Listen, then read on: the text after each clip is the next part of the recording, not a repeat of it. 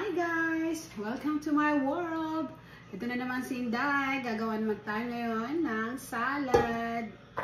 Arugula salad, guys. So, ito ang kailangan natin, guys. Arugula.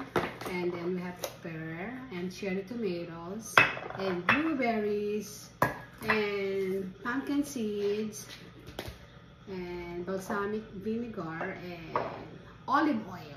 So, yan ang mga ingredients natin, guys. So, ito, gawin na natin.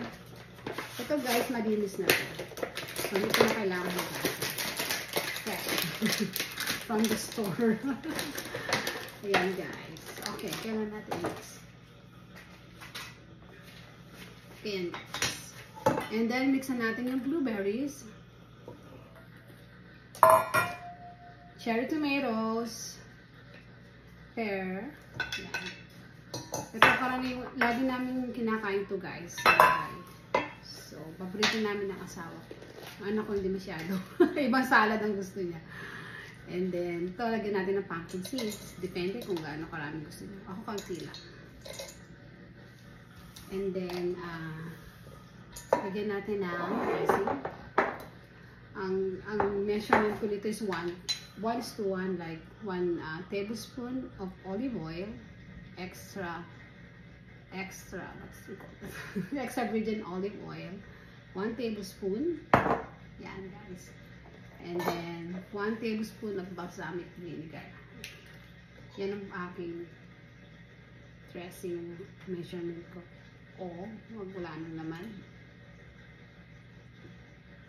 Kasi halatang ginagamit talaga namin ito, guys.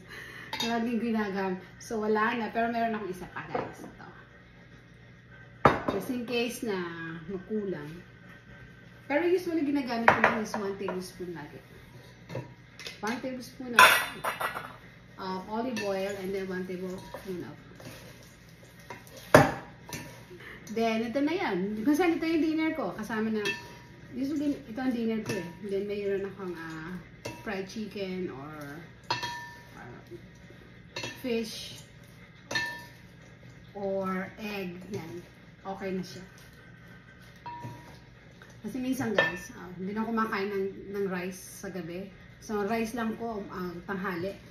And then, pag dinner na, salad na lang.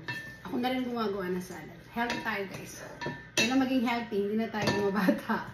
Ito, guys, makita ko sa inyo. Tsura niya. Ayan siya, guys.